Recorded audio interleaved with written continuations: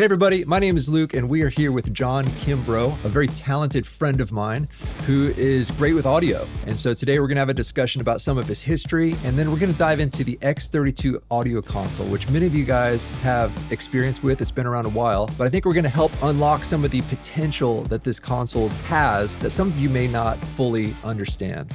So John, welcome to the show. Let's dive in. Who are you? Tell us about your background. Yeah, man. So I'm John Kimbrough, and I'm an audio engineer, also full-time musician before that, and worship pastor. And yeah, I love Jesus. I love audio. I love making things sound really, really good. That's kind of my whole thing. It's what I love to do. Okay, John, now tell us about the origin story of how we met. When did this all get started? Yeah, man. So again, back in those first years when I was really trying to figure out how to do live streaming really well and how to make things sound really good in a studio environment. I'd kind of been praying about this for a while, but the Lord made a way for me to go to worship school out at Bethel. And that's where obviously you and I met the first time. And the reason I went out there was because of Production Online. I had seen so many great videos by you, and a bunch of the team out at Bethel. And I had this moment of realization where I was like, if I could bug this guy with a few questions, I feel like I could learn a lot from him. And so I went out there, met you, probably asked you way too many questions. And, we struck up a little bit of a friendship, and one thing led to another. And here I am doing what I'm doing today. That's when I found out that your uncle is an astronaut. Is that right? That's right. Cousin. Yeah. Sorry. Yeah. Wow. That's crazy, bro. Yeah, Shane Kimbrough. He's retired now, but yes. And so then dive a little bit more into the audio side of things. What's your background with that? Are you a musician? Are you just an audio engineer? Do some of those merge together? Yeah, for sure, man. So I'm definitely both. I started out as a musician. I started playing piano when I was like 4 years old. And me and both of my brothers, I'm a middle child, my older brother and my younger brother, we were all musicians. And we all started taking piano from a very young age. And so piano is kind of like my foundation. But along the way, I started playing some other instruments too, picked up trumpet in like 4th grade, and trumpet was my primary instrument for a long time in addition to piano. And then I actually wound up going to school and getting some music degrees as well in voice performance and in music theory. Fast forward to a year before COVID, I decided, hey, let's get serious about this. If I can play really well and sing really well, it doesn't really matter if I can't make a really great sounding recording of it. Of course, then COVID hit, and it was like, hey, we need to also sound really good as a church online on a live stream. And so all of a sudden, I was taking these skills that I kind of started to gather in a live environment and finding ways to apply them in a studio or like maybe even a post-production setting. I love it. Well, let's dive into the X32 console specifically. This is one of the most popular audio consoles in the world for good reason. It's super powerful and it has a killer price. It's been around since, I think, like 2013 or something like that. Mm-hmm. Our church has them, has several of them. And I'm assuming that most of our users here, listeners, have also had experience with it. So give us the pros and cons of why would somebody use this console and why wouldn't somebody use this console? Totally, man. Yeah. As a little bit of a preface to that, I bought one of these like back when not quite when they first came out, but it was around 2013 and 2014 for a church that I was working at the time, a church plant. And I'll tell you why I bought it. I bought it specifically because for the price point, I thought it was the best thing out there. You get all these different compressors as part of it. You get all these different built-in effects. Back then it really was an analog driven world still, in 2012, 2013. And this was the first console I saw with a price tag that I felt good about, felt good about spending that amount of money for my church. And so that's why I personally bought one. I think maybe the question might be, should you still buy one in 2025? Or is it worth upgrading in 2025? And to that, I can simply say, it depends. It really just depends. I'm a fan of finding the maximum capacity that your gear has. Okay. So what that means for me is, if I have an X32 and I am not using all 32 input channels, I haven't quite found the maximum that console can do for me or for my church. But if I've used up all of those inputs and I need more mix buses, or I feel like I need more effects or more options as far as that goes, or maybe even routing, maybe you've upgraded the card that's in the console and you feel like I am tapped out, it could be time to upgrade. But I would also encourage everybody to think about whether it's time to upgrade to a new console or to simply add on to a system that you already have. What does that mean? What does that look like? Well, you can actually run two X32s at the same time. So for example, you can have one of those as your dedicated monitoring console, but you can have another one that's just handling front of house. And there are some real pros to doing it that way. All of a sudden, your front of house mixer only has to think about the room. And all of a sudden, whether you have an actual person who's mixing your monitors or you have somebody, on a stage with an iPad, or maybe your individual band members have that, the only thing they're worried about is that particular mix as well. So sure, are there some amazing consoles out there? Yes, but they also cost a whole lot of money. And the thing with the X32 that I've always loved is that you get so much bang for your buck, especially right now when it's an older console. You can buy one used off of Reverb for like less than $1,000 right now. Last I checked, that's a big deal. I mean, that's a huge money saving component. And if you're happy with the X32, you already know how to use it. Maybe add another one to it. Get a monitoring console. Yeah, and I love the versatility point that you touched on, having a front of house console and a monitor console so that they can really specialize in their specific roles. And I think there's even more versatility with the X32. They have some stage boxes that you can put on stage and just connect it with something like a Ethernet cable potentially. Mm-hmm. Or isn't there like an X32 rack or even the M32? There's a lot of variety there, right? There totally is, yeah. And those rack units, man, those really are an incredible, again, bang for your buck because, man, like I said, those are the ones I'm talking about that are less than $1,000 right now. And all of their systems, all of these Behringer systems, whether it's the M32, the X32, any version of those, they all can connect and work together and read each other's inputs and outputs, which is really pretty phenomenal. There's obviously some limitations, and like you said, you always have to balance the features with the cost. Of course, more features are better, but then your cost begins to balloon in size. And you say, is it really worth it for the size of my congregation or for my needs? But if you were to maybe pinpoint some immediate limitations from the X32, what would some of those initial limitations be? Initial limitations are going to be number of inputs. Okay, so 32 inputs for a lot of larger churches just doesn't cut it anymore. But man, I mean, I personally have an X32, and if I'm showing up to a local gig to mix for somebody, I mean, I think it's only happened once or twice in the last 5 years that people need more than 32 inputs on a local gig or a smaller church. But that can be a limitation. Another limitation is mix buses, and I think this is actually a limitation for any console out there. Do you have enough mix buses to mix the way that you want to mix? Or, if you're in a situation where you're running front of house and you're running monitors at the same time, do you have enough mix buses to do that? Or are you going to eat up all of your mix buses trying to create these auxiliaries to send out to the people who are on the stage? So that, in my experience, that's the biggest holdback for the X32 is you have a total of 16 buses and those are mono buses. So what that means is if you want stereo buses, you actually only have a total of 8. That's the biggest setback. But I want to emphasize again, that setback can easily be mitigated if the only thing your front of house console is doing is front of house. Yes, that's a great point. So for an extra $1,000, you essentially can double or even more than that, increase the power or flexibility of your console because you're offloading some of that processing or routing off to a different console. Totally, man. Yep. Wow. Yep. That's awesome. Now talk about the built-in features of this console. I know a lot of people are really into getting external processing, external servers to try to make their things sound better or have specific textures.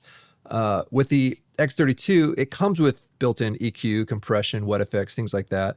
Are they any good, or do you have to do external processing to make it sound good?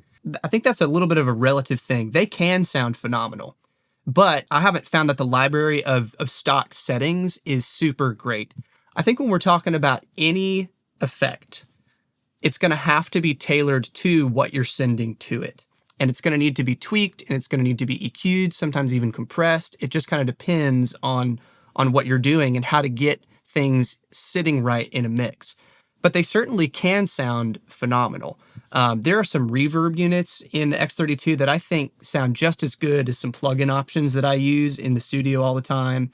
And you know, their biggest drawback is, once again, similar to buses and inputs, that you only get a certain number of them that you can either insert or you can bus to. So again, that could be a limitation, but I don't even own any live outboard gear that I take with me when I'm mixing with the X32. I just bring the X32. I've got all of my different effects set up correctly in there for how I typically use them. And it's simply a matter of just sending them, sending channels to them, sending buses to them, or inserting them on the right channels that I want to use. So you know me, I'm a broadcast audio guy. I also mix albums for a living. And I care a lot about, does it capture audio well, and can we broadcast from this? And so I know that the X32 has I think a USB function or a USB record ability. It also, I believe, has a Dante function through maybe an expansion card. What does that unlock with the X32? Frankly, at this point, there are so many option cards available for the X32 that you can pretty much do anything you want. It records at up to 48 kilohertz, which is pretty good. A lot of studios run at 48. You know, if you're looking for something higher, like 96, this may not be the console for you, but you can choose 44.1 or 48, and it will record at whatever your console is internally running at, which is great. Luke, what you're referring to is the stock option card, which is just a USB 2.0 output that allows you to send 32 channels or 32 outputs into a recording DAW. And but in addition to that, you can swap that card out for a ton of other ones, including a Dante card, which does the same thing, but it's 32 channels of Dante. So if you are running a Dante network, you can just hop into that network. There's a SoundGrid card as well, so you can run Waves plugins as well live, which is really great. There are even some that you can record directly multi-track onto an SD card in the back of the console.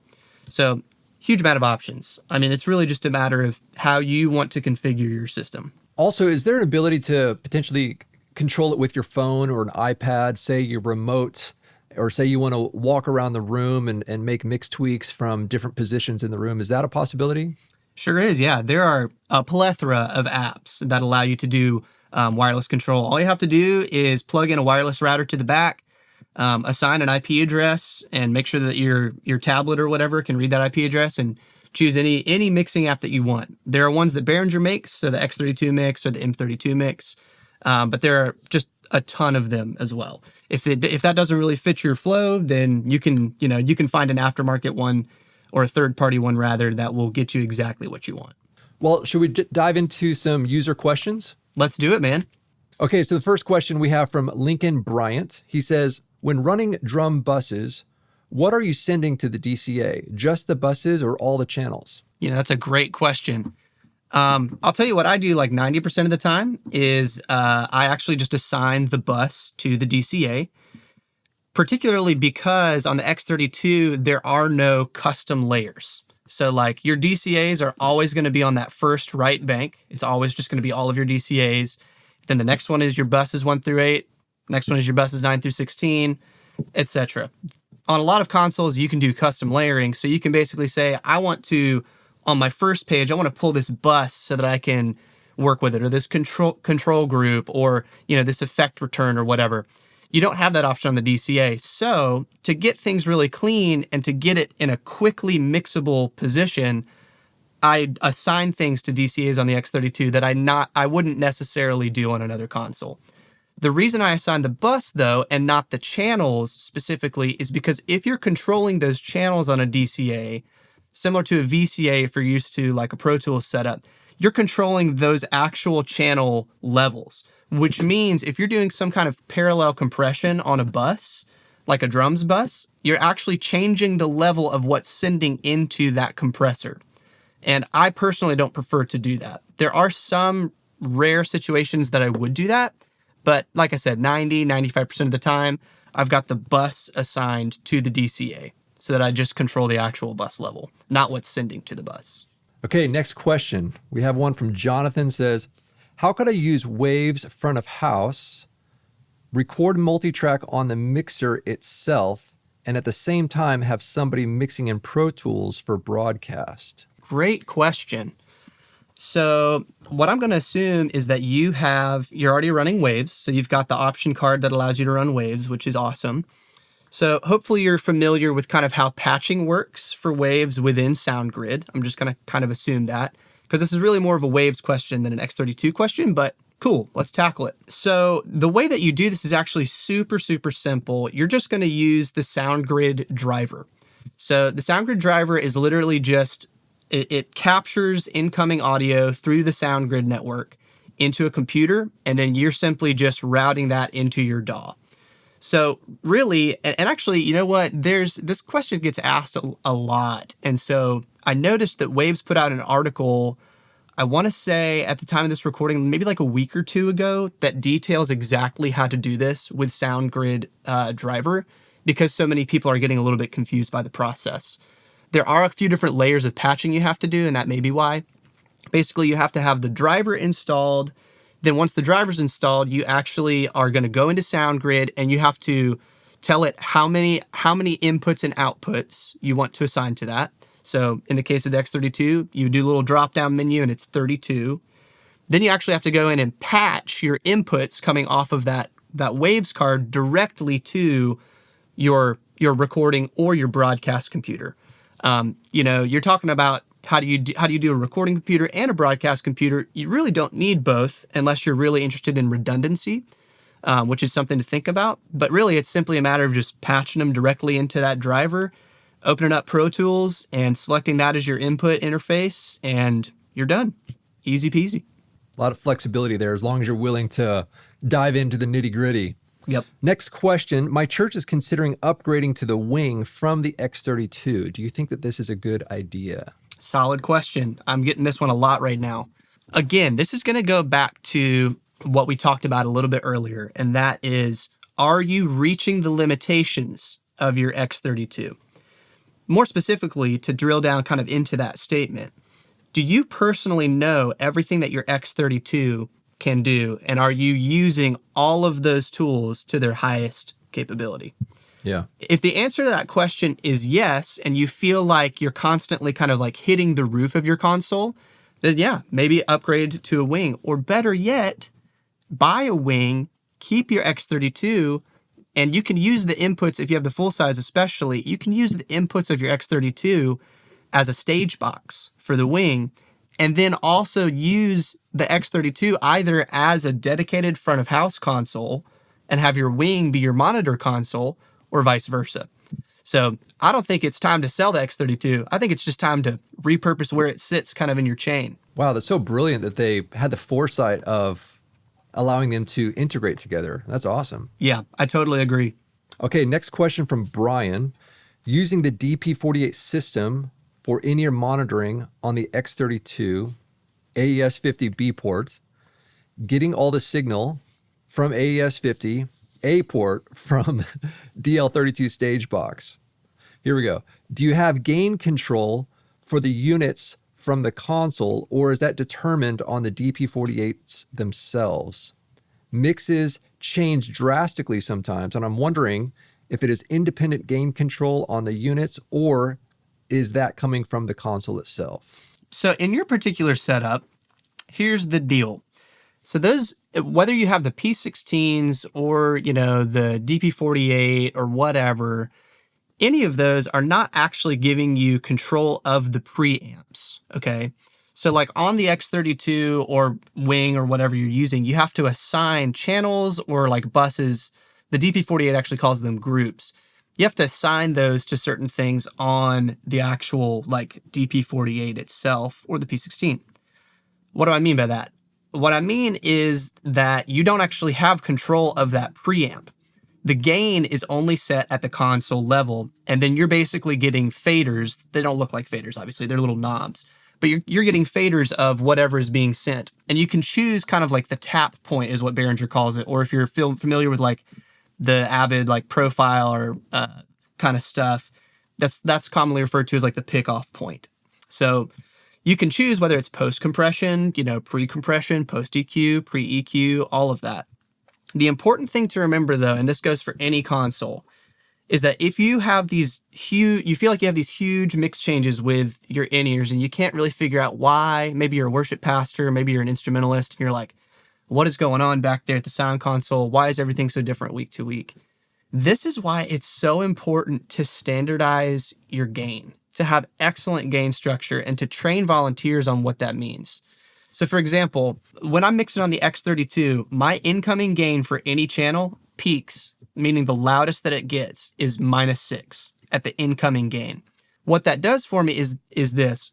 When people are receiving that signal at any point in the chain, it's going to be a standardized gain. Okay. There's not going to be like huge levels of difference. It's just going to be when your gain is standardized, all of your everything after that really in your signal chain can fall into place. You're not having to do like a ton of like makeup gain on the output of your compressor, or you're not having to really like drill down the input gain because it's too hot, or anything like that. Gain structure is, in my opinion, it's a fundamental. It's just plain and simple. If you get gain structure right, you will stop fighting with your mix.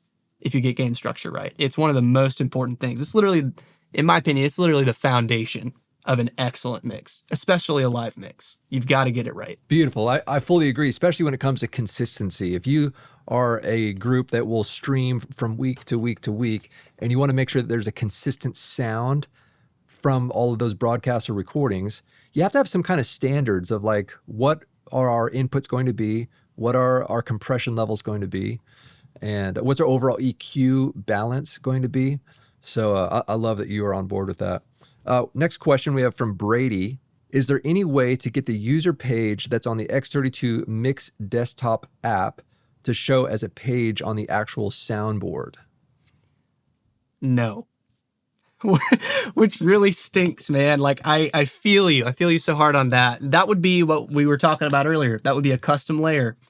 And there's not really a way to do that on the X32. It is one of its limitations. I'll tell you how I handle that though. Two different ways. I typically have my iPad, set up as a wireless mixer, and I literally will just take it and put it over on top of the tiny little screen so that I'm looking at whatever I want to look at. Whether I want to look at all the meters at the same time, whether I want to look at a specific set of channels or whatever. That's how I do it. Or sometimes I'll put it like right over to the side if there's enough room on, at the table where I'm mixing or whatever.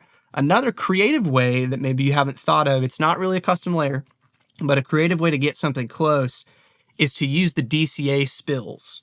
Okay. So if you want to look at all of your drums really quickly, if you have your settings correct in the X32, you're probably familiar with this. If you long press the DCA select button, it's going to show you, it's going to highlight over on the left side which ones are going to that DCA. But if you short press it, again, there's a setting you have to change. I can't remember exactly what it's called. If you short press it, it spills out over on the left side all of your different channels that are going to that. So you can very easily just be like, all right, this is my band DCA or whatever. And you can see like, all of your electric guitars at the same time and your keys and whatever. You can short press your vocals and you can see all of your vocals and mix them really quickly. It saves you a ton of time. So you're not having to like hop between all these different banks. You're just like, boom, vocals, there they are, and we're done. So somebody showed me that probably 5 or 6 years ago, like right when I was really starting to get serious about audio engineering, and it kind of changed the game for me. I was like, man, this is so much quicker than having to, pan through all these banks. So hopefully that helps. Okay, next question from Seth. If you don't have waves, can you walk through an in-depth vocal chain from gain all the way to effects? Next paragraph. I can struggle to find that pocket with vocal without the help of extra compression I get from a vocal chain. Maybe I'm missing something in the basics again. So just the full walkthrough again is always helpful. I know it's boring, but the basics are my favorite to master. First of all, the basics should be your favorite to master, man. The basics of audio, if you get those right, that's where great mixes come from. It's the basics. Here's what I will tell you. The secret to really good sounding modern vocals is compression. in a lot of ways. Getting those vocals really up front and really kind of in your face, and living on top of everything too, having them here, but also having them here. And compression is the name of that game. And so here's what I typically will do on an X32 when I'm just using all the stock stuff inside of it. I will use not just the actual channel compressor, I will also, so I'll do serial compression is what I'm getting at. I'll use that as a first stage of compression, and I typically have it set in a way that's kind of mimicking like a program dependent or really like an optical style compressor, okay? So it's kind of like this soft curve, really soft knee, and it's only doing like 6 to 7 decibels of gain reduction. The reason for that is because if I were to just crush those vocals with that one compressor, it does weird things to the vocal. It makes it sound like real heavy, sort of like there's a thickness that it implies to it, and it's really not what you want. It's the sound of an overcompressed vocal, really. So what I do is I use that, and then I grab one of my inserts and I insert another compressor after that, typically in a totally different style. It's like a FET style compressor, something that's really fast, something that's really quick and can really grab, those peaks that are coming in the vocal. I mean, the thing about vocals is that they're actually an incredibly dynamic instrument. I think a lot of the time we as engineers, we think about drums as being a super dynamic instrument because they can be really, really loud. But think about how loud someone can sing and how soft they can sing as well. I mean, there's a huge variance in there. And so compression is your friend to kind of get that evened out. But you need to do it carefully, and you need to do it artistically also. Otherwise, you get these thick, chunky sounding vocals that just don't sound right. Hopefully that helps. Use some serial compression, throw another compressor on your insert, and make sure none of them are working too hard. You'll be really happy with the results. Speaking of vocal chains, does it include a de-esser? So actually, Luke, that's a great question. Here's what I do sometimes. If I need de-essing, that's always going to be kind of dependent on what I'm hearing with the vocalist. Some vocalists have a really prominent, a really present S, and sometimes it's really, really high, like up to 10K. Sometimes it's pretty low, like even into 4K sometimes. It just depends. There's another really cool tool. It's an effect that's built into the X32. It's called the combinator. And there's a dual combinator as well, which actually gives you 2 mono channels.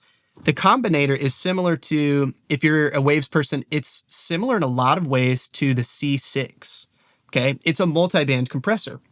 So you can literally just grab this, throw it in after, your first stage of compression, and you can find exactly where that sibilance is living, and you can just put you can narrow your band and you can put your band right on it, set your threshold, and it's going to literally be a de-esser.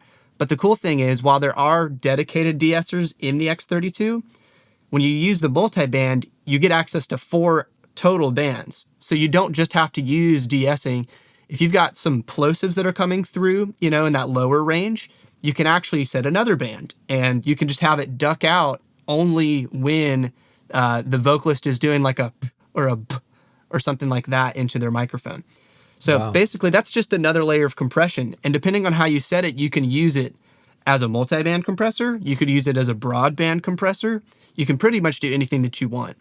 But most of the time, I won't start with that unless I feel like I really need to, and I can't EQ out some of the S that I'm hearing. I need it to be more dependent on what's coming into it. But great question. The combinator. That sounds like a killer tool. That's great. Yeah, the combinator. Okay, next question. This is from, I'm going to guess, Miko. I'm guessing that's how you pronounce it. The question is, we mix both front of house and monitors and stream using one M32. This leaves 1 or maybe 2 stereo groups. What would be a good way to utilize group processing in this situation? A drum group and a band group? Solid question. Here's what I would do in that scenario, and I've had to do it many times. First thing for me is if I've got a stereo bus open in addition to my auxiliary buses for monitors, drums. Definitely going to be drums for me. And the cool thing is on the X32, this is a feature that I just don't see people use very often. And I wish they did, because I do all the time. you can use one bus, but you can actually adjust the mix of the compression on the bus. So if you're used to a setup, maybe like a Pro Tools setup where you've got drums dry, and then you've got like a drums crush bus that's next to it, you can actually just do that all on one bus in the X32 using the mix knob. So that's what I would do, because again, like getting that over compressed, that crushed drum sound in parallel with the natural sound, so you still get the attack and you get this kind of like blooming sound out of your drums, is really important, especially in modern worship, actually in a lot of styles of music. So drums, for sure. If you have one stereo bus, use it for drums. Let's say you have two, though. The tricky thing with the X32 is that those are the same buses that have to get used for your effects sends. So I would probably use one of those as like, if I've got one stereo left or two monos, that's either going to be a glue verb, some kind of a reverb, a vocal verb, or maybe even like a delay, like a throw delay or something like that. That's what I would do. I mean, there's so many different options and so many different ways to use buses, but I mean, 90% of the time, really, if I'm limited, those are the ones that I'm doing first. I've got a reverb going, hopefully a little bit of delay, and I've got a drums bus that's acting as a parallel bus. Wow, John, you know this console. You seem to have figured out how to squeeze out every ounce of power, potential power within this thing. So way to go. Thank you for sharing your wisdom on this one.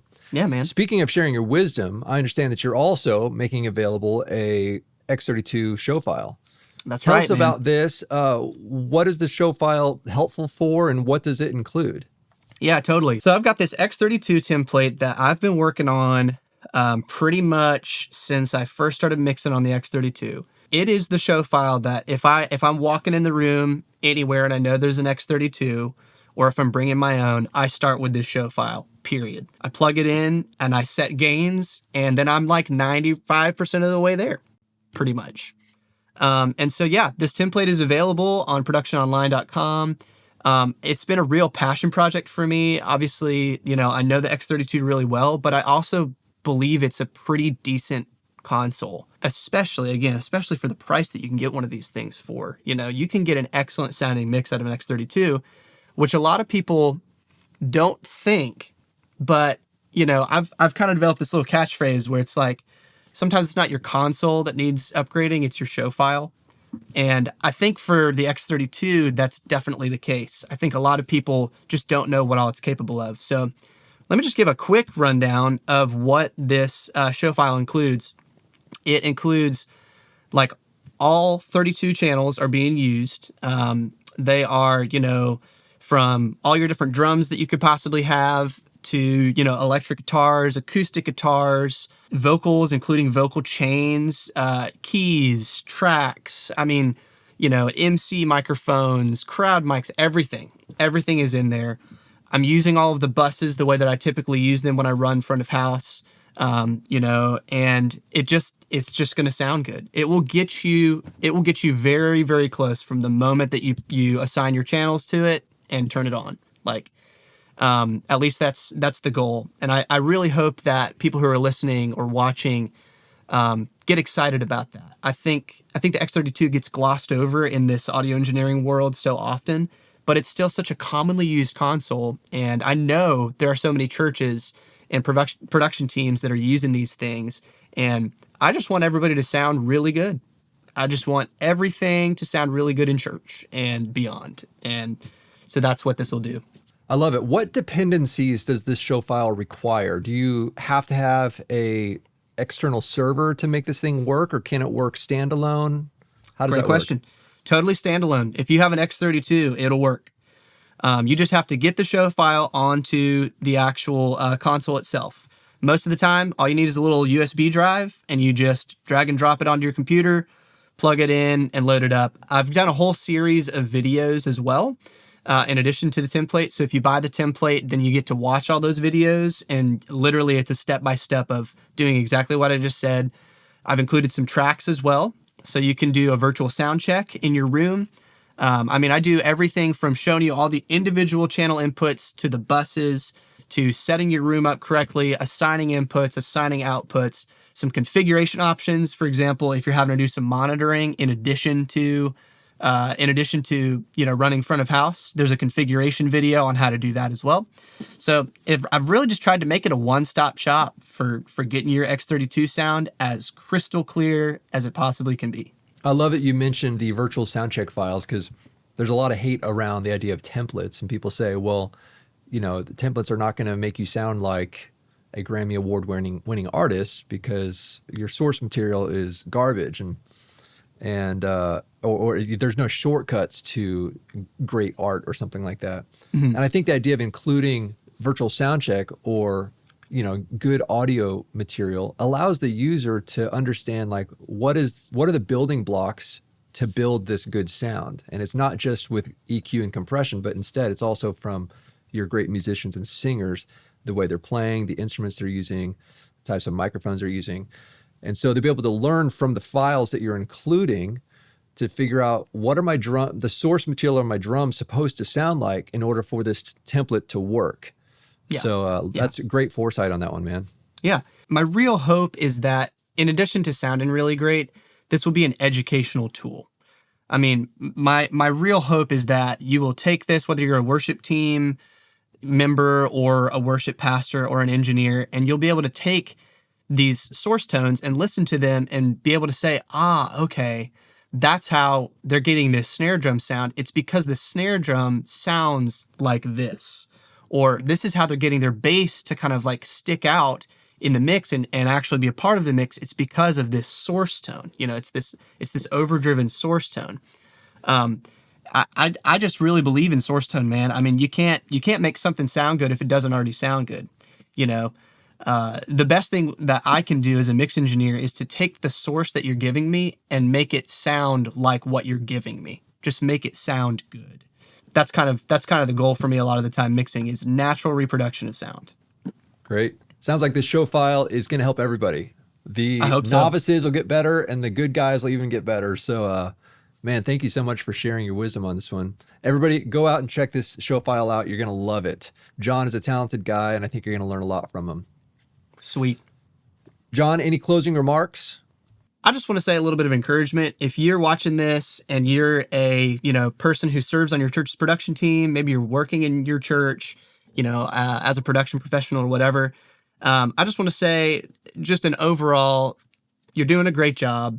Thanks for what you're doing for the church, capital C. What we do sometimes gets overlooked, but hear me say, as one person who has done the job and continues to do it alongside you, keep up the good work. Keep learning, keep trying to educate yourself, keep trying to find that next level, and, keep honoring God with your talents. Well, John, thanks for sharing your heart and your wisdom today. And everybody, I hope this has been helpful to you. We'll see you next time. Peace. Peace.